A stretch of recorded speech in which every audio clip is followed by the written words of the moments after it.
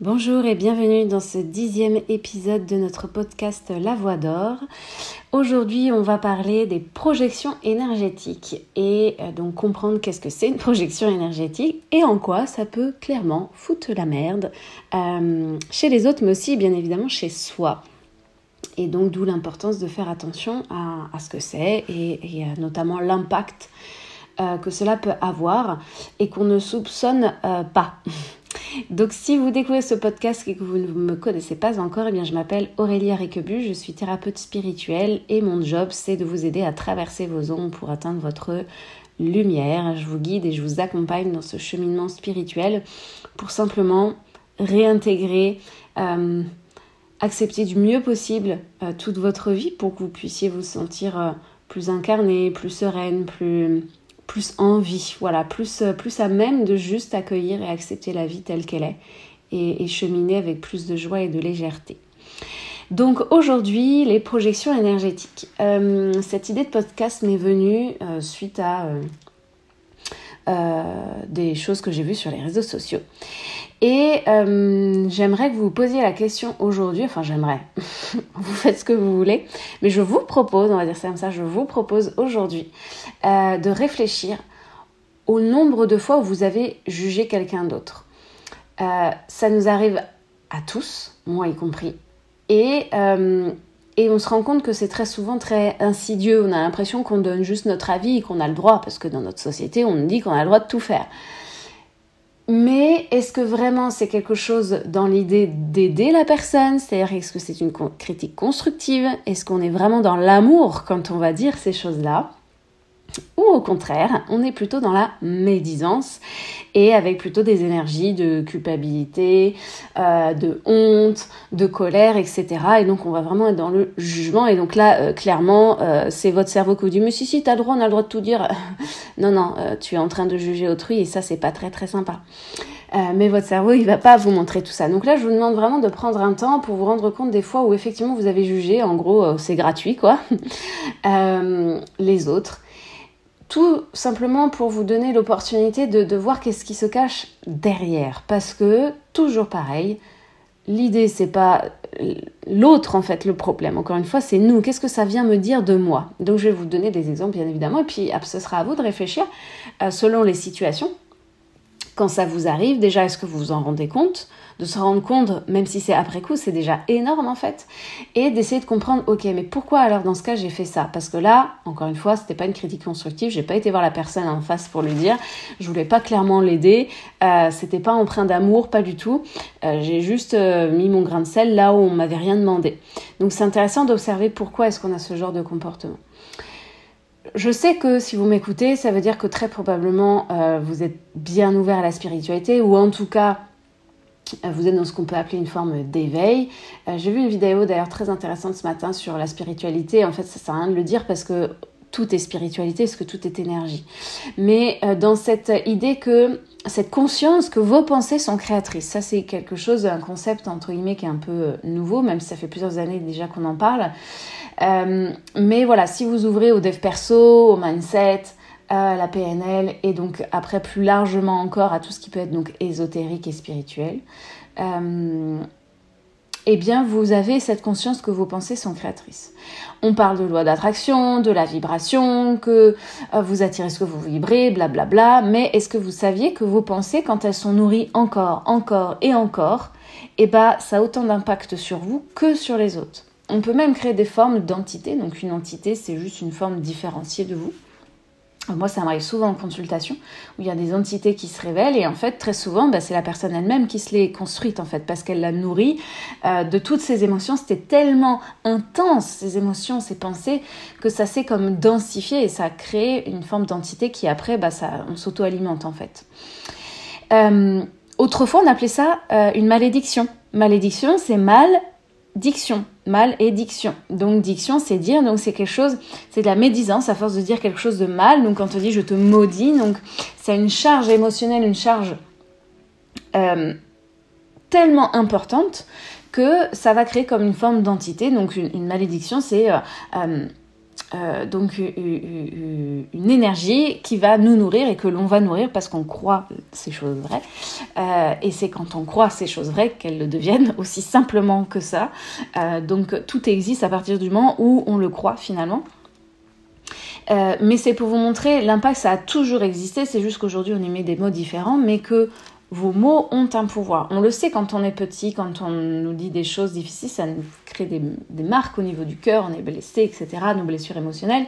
Mais malédiction, c'est encore très très fort, c'est-à-dire que c'est quelque chose qui du coup, c'est comme si ça rentrait dans votre aura, puisque c'est comme une forme d'entité, et ça peut même se transmettre de génération en génération. Donc, d'où l'importance de faire attention aux pensées que l'on va nourrir, parce que c'est pas que sur vous, on dit toujours oui, il faut être bienveillant pour soi-même, etc. Mais attention encore une fois à ce que l'on dit des autres. C'est ce que l'on va appeler, je sais même pas si on peut dire que c'est une intermédiaire, mais c'est plus pour que ce soit compréhensible pour notre petit cerveau humain. Parce qu'il aime bien catégoriser, mettre dans des cases notre cerveau, c'est plus facile pour lui comprendre comme ça. C'est comme si les projections énergétiques, c'était le degré en dessous des malédictions. Mais vous savez, quand il y a... Quand vous êtes en voiture, il y a quelqu'un qui vous fait une queue de poisson et vous le traitez de connard et tous les noms, ah j'espère que tu vas le payer ou que tu auras un accident, etc. Bah là, clairement, vous avez jugé autrui. Vous savez pas ce qui s'est passé dans sa tête à ce moment-là, ni pourquoi il a fait ça, s'il l'a fait consciemment ou pas. On n'en sait strictement rien, même si votre mental veut vous faire croire le contraire. Et pourquoi il veut vous faire croire le contraire? Parce qu'il veut justifier son comportement. Parce qu'il ne veut pas voir que derrière, c'est juste la manifestation d'une peur, en fait. Et que cette peur vous appartient. Pourquoi je disais ça? Oui, parce que cette projection, c'est une énergie, et si vous avez tendance à rester là-dedans, à ruminer, c'est la faute des autres, les voisins, mes voisins, etc., en fait, vous projetez des énergies sur la personne, et elle, ça va l'impacter énergétiquement. Et donc, je voulais en venir de quoi de tout ça? C'est que j'ai vu donc dernièrement sur les réseaux sociaux, les réseaux sociaux, c'est merveilleux, on peut dire tout ce qu'on veut, la liberté d'expression, mon cul. Je vois de plus en plus de créateurs de contenu qui se font harceler. Et quand je dis harceler, c'est harceler. Il n'y a jamais eu autant d'harcèlement qu'à l'ère des réseaux sociaux. Pourquoi? Parce qu'on est caché derrière notre écran. Donc ça montre bien qu'on est dans le jugement, parce qu'on n'est pas du tout dans la critique constructive, ni d'aller voir les gens en face, etc. L'ère virtuelle, ça n'a pas que du bon non plus. Donc ils se font harceler juste parce qu'ils ont dit quelque chose, mais aussi parce qu'ils n'ont rien dit. C'est-à-dire que quoi qu'ils fassent, c'est pas bien. C'est-à-dire qu'il y aura toujours des gens pour juger et critiquer. Sauf que ces personnes-là se permettent avec plus de facilité de le dire, et donc viennent nourrir ces projections énergétiques sur la personne. Voilà, sous prétexte qu'elles sont sur Insta, elles devraient se filmer en train de manger, en train de prendre leur douche, en train de dire quel papier toilette elles achètent, bref, exprimer tout leur jardin secret comme ça devant tout le monde sur la place publique. Bref, on est venu pire que des paparazzis, c'est-à-dire que on critique les paparazzis, mais en même temps on fait la même chose. Donc c'est toujours ce jeu du reflet miroir. Donc ça, c'est justifié. Pourquoi? Parce que, en tout cas, ce que j'ai pu lire et voir, encore une fois, je n'ai pris que des exemples comme ça, à droite à gauche. En général, la justification, c'était, t'acceptes d'être sur Insta, et quand tu as besoin de vendre tes produits, tu parles, donc t'es de notoriété publique. Donc bref, tout ça, ça devrait justifier que tu as le devoir de parler. C'est-à-dire qu'on t'oblige à dire ce qu'il y a à l'intérieur de toi. Et pour moi, c'est presque vécu comme un viol. C'est une agression d'obliger l'autre à révéler ce qu'il y a à l'intérieur de lui sans son consentement. C'est-à-dire qu'on ne lui demande pas son avis, on ne lui demande pas son consentement, on l'oblige et on le critique s'il ne le fait pas. Donc, il n'y a pas que les viols physiques. On ne parle pas forcément que de consentement lors d'un rapport sexuel, mais le consentement, ça vaut pour tout. Donc, votre boulanger, quand vous allez acheter votre baguette, vous lui demandez pas ce qu'il pense de telle et telle chose, ses idéaux politiques, qu'est-ce qu'il pense de la guerre en ce moment dans le monde, etc. Vous pouvez, mais en général, vous le faites pas. Parce que vous avez cette bienséance, mais en fait, il est à son travail, il est en train de travailler, il a peut-être pas envie de me dévoiler ça. Et la personne sur Insta, c'est pareil, elle est en train de travailler, elle a peut-être pas envie de vous dévoiler tout ça. Et le boulanger, si, pour X ou Y raison, parce que vous avez noué une relation avec lui, que vous le connaissez un petit peu et que vous avez appris à le connaître au dehors, au-delà en fait de tous ces idéaux, eh bien peut-être qu'il va vouloir se confier à vous parce qu'aujourd'hui il a envie de partager ça avec vous parce qu'il est dans un climat de confiance avec vous et que le fait de nourrir et de partager vos points de vue, ça va venir nourrir la relation, en tout cas la tirer vers le haut parce que l'ouvrir un plus large spectre de perception de l'univers. Et bien sur Insta on ne le fait pas. C'est-à-dire qu'il n'y a pas eu cette connexion. Et de toute façon, il y a tellement de comptes, on n'arrive même plus à nouer la connexion et la relation avec les gens qui nous suivent.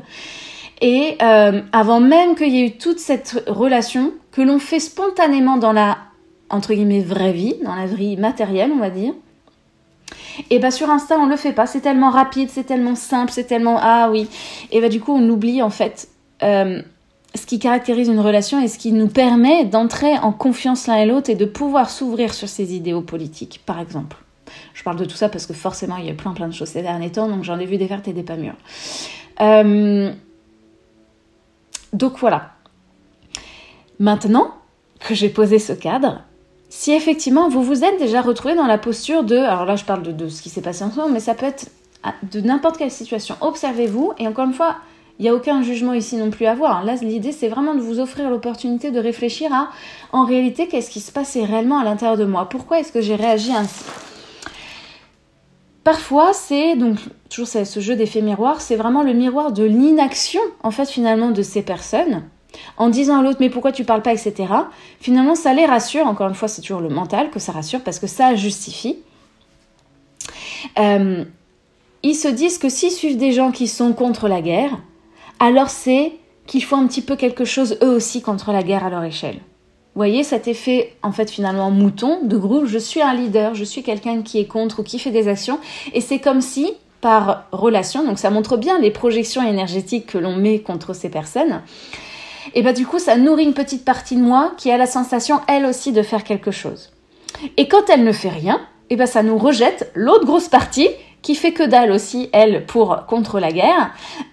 Et en même temps, j'aime pas non plus ce truc de contre la guerre, je préfère être pour la paix. Mais bon, ça, ce serait encore un autre sujet. Donc l'idée là, c'est parce que ça reflète leur propre inaction, leur propre manque de réaction aussi peut-être à ce sujet, parce qu'ils y connaissent rien, parce qu'ils ne savent pas en fait. Ça révèle tellement d'émotions contradictoires en elles qu'elles ne savent peut-être même pas où elles en sont. Et elles sont tellement perdues que le mental, c'est tellement plus facile d'aller chercher quelqu'un qui est censé leur apporter la réponse, mais du coup de l'extérieur, plutôt que d'aller la chercher à l'intérieur d'elle-même. Donc, ça ne montre que leur propre incompréhension, leur colère contre eux de ne pas savoir comment agir. Alors donc, c'est plus facile de dire à l'autre que lui aussi ne sait pas comment agir, mais qu'il devrait parce qu'il est public. Donc c'est plus facile de rejeter la faute sur l'autre. L'effet miroir, quand on est en colère contre l'autre, c'est qu'il y a une partie de nous, pas notre être entier. Encore une fois, arrêtez de voir tout notre être entier quand on parle de choses comme ça, parce que votre ego, ça va le faire chier, ce que je vais lui dire. Et si ça vous fait chier, si ça fait chier le mental, c'est parce que ça vient toucher une petite partie qui vient résonner avec ça et qui sait qu'il y a une part de vérité là-dedans. Encore une fois, une part, c'est pas l'entièreté, mais une part de vérité et qu'il ne veut pas que vous le voyez. Sinon, ça voudrait dire que vous êtes responsable et que vous seul devez vous sortir de ça. Et ça, c'est difficile pour l'être humain.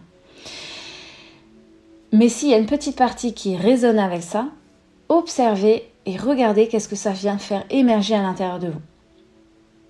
Après, je ne vais même pas parler de toutes les formes parce qu'il y a des gens, voilà, c'est vraiment dit avec une violence, encore une fois, c'est du harcèlement, donc ça c'est encore autre chose. Mais voilà, moi on m'a toujours dit, tourne ta langue 7 fois dans ta bouche avant de parler. Et je dis toujours à mon fils, ne fais pas aux autres ce que tu n'aimerais pas qu'on te fasse. Pour moi, ça c'est l'adage de base. Et que si on réfléchissait un petit peu avant, avec cet adage-là, avant de faire les choses, peut-être que le monde irait mieux. Je dis bien peut-être, parce qu'il y a des fois on ne le fait pas exprès, dans le sens où on ne le fait pas consciemment, on ne le fait pas consciemment pour faire du mal à l'autre. Mais le fait est que l'on en fait. Donc toujours réfléchir à pourquoi j'ai fait ça, est-ce que ça fait du mal autour de moi, qu'est-ce que ça vient faire naître à l'intérieur de moi, toujours se recentrer sur soi, qu'est-ce que ça veut dire de moi, qui je suis, où est-ce que je veux aller en fait. Pour justement éviter de nourrir toutes ces projections énergétiques et tout ce que l'on peut donner sur l'autre. Parfois, moi, j'ai des gens qui disent « je suis fatiguée, je suis épuisée ». Et en fait, quand on nettoie au niveau énergétique, c'est toutes les projections de vieilles relations, de choses qui ont été nourries, des liens toxiques, etc. Et c'est au niveau énergétique que ça se joue. Et donc, ça a un impact physique dans la matière.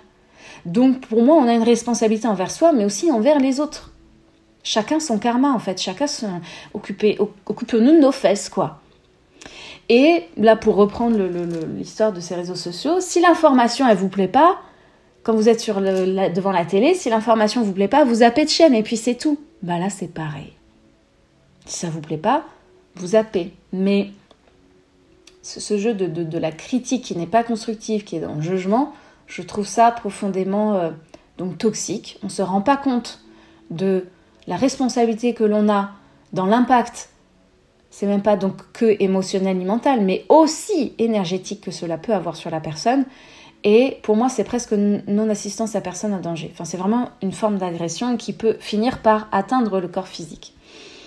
Donc, attention à ce que l'on fait, soyons responsables de ce que l'on fait, le plus possible. Et quand on voit entre guillemets, on a merdé, bah c'est comme un enfant, quand on fait une bêtise, on essaie de la réparer, en fait. Ça sert à rien de s'autocritiquer non plus, quoi. Donc voilà, l'opinion d'une personne n'a jamais été l'entièreté d'une personne. On prône la solidarité, la paix, et il est vraiment plus que temps, je pense, d'inclure véritablement cette idée-là, mais à l'intérieur de soi. Et de le voir chez les autres, c'est-à-dire que de voir les gens et leurs idées, d'accepter d'avoir des idées différentes de l'autre sans pour autant se sentir différente de l'autre et se séparer. Ça, c'est la plus grande illusion, c'est notre séparation. De croire que parce qu'on pense pas la même chose ou qu'on dit pas les choses, bah, ça veut dire qu'on est différent, qu'on n'a rien à faire ensemble et que du coup, comme il est différent, je rejette l'autre, je le critique, je le mets de côté. Mais combien de fois, nous aussi, avons-nous été différents de l'autre ? Donc on prône nos différences, sous couvert de différences, on entretient nos séparations, alors qu'au fond, on est tous de l'énergie en action, en mouvement. On est tous pareils. Donc encore une fois, plutôt que d'aller voir l'autre, ce qui se passe chez le voisin, je vous invite vraiment là à aller réfléchir à l'intérieur de vous. Si c'est trop compliqué, parce qu'il y a des endroits bien sombres, bien merdiques, comme nous, on en a tous encore une fois, où notre mental, il ne veut pas aller, et donc il y a beaucoup d'agitation à l'intérieur de nous. Et l'agitation à l'intérieur de nous, ça perturbe la perception de la réalité, ça la déforme en fait. Donc déjà, prendre conscience de ça, c'est reprendre ses responsabilités, et ça, c'est la base de tout, et c'est génial. Parce que, encore une fois, ça arrive à tout le monde d'être comme ça. Mais quand il y a trop d'agitation, quand on ne sait pas, ou là vous sentez que ça touchait quelque chose, mais vous ne savez pas, bref, il y a besoin vraiment de se poser.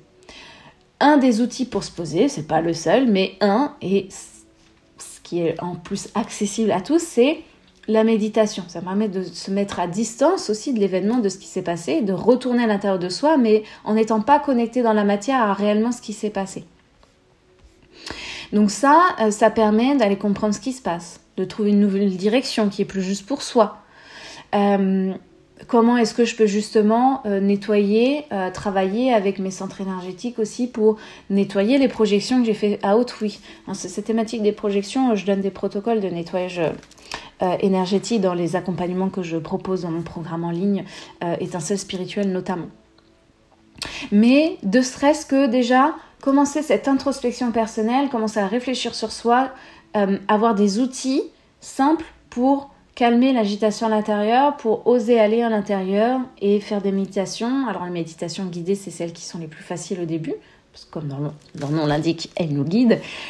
Ça, c'est ce que j'ai mis dans le semainier d'éveil. J'en ai déjà parlé. Le semainier d'éveil, c'est un guide PDF où vous avez 7 méditations, donc une méditation par jour de la semaine et que vous pouvez refaire de semaine en semaine, mais qui sont connectées aux énergies de la semaine, parce que chaque jour de la semaine porte une énergie d'une planète. Le lundi, c'est la lune par exemple, donc on y parle d'émotion et d'intuition. Et donc c'est un peu un mélange entre un planeur, un cahier d'introspection, vous avez des questions pour vous guider dans l'introspection, vous avez des encarts pour mettre votre to-do si vous voulez imprimer ce semainier pour que ce soit comme un planeur dans votre quotidien, que ça vous aide à organiser au mieux votre quotidien. Donc voilà, ça c'est ce que j'ai mis dans ce petit produit. Je dis petit produit parce que j'ai mis un tout petit prix pour que ce soit accessible à tous et que vous puissiez déjà vous rendre compte de ok, qu'est-ce que ça fait d'aller voir à l'intérieur de moi ? Est-ce que j'ai envie ? Est-ce que c'est la voie que moi j'ai envie de suivre aujourd'hui pour mon cheminement personnel ? Donc je vous mettrai le lien dans la description si ça vous intéresse et puis vous verrez après le semainier, je vous guide aussi par mail. Enfin, il y a plein d'autres contenus que je vous offre aussi derrière pour justement être plus en connexion avec vous-même et avec des outils simples pour vraiment incarner la spiritualité. La spiritualité, c'est l'énergie, c'est qui on est, mais qu'est-ce que j'en fais ? comment est-ce que je la mets en œuvre dans ma vie pour qu'elle soit à mon service, en fait, que je sois pleinement en fusion avec ça, mais connectée au vivant, au réel. Voilà. Bon, si vous avez des questions, vous savez me trouver. Il y a mon adresse mail dans la description de ce podcast. N'hésitez pas à commenter, à me donner votre avis aussi. Encore une fois, constructif, merci. Et si vous avez besoin de discuter, besoin d'aide supplémentaire, toujours pareil, je suis là pour vous guider. Donc n'hésitez pas à me contacter, qu'on en discute ensemble et je verrai comment est-ce que je peux vous apporter mon aide du moment. Voilà, ou vous guider vers une autre pratique, un autre thérapeute. Voilà, l'idée c'est vraiment de créer des liens et des connexions. Merci pour votre écoute. C'était un podcast un peu plus long que d'habitude. Faut croire que j'avais des choses à dire. Donc merci de m'avoir écouté jusqu'au bout et je vous dis à très bientôt pour un prochain numéro.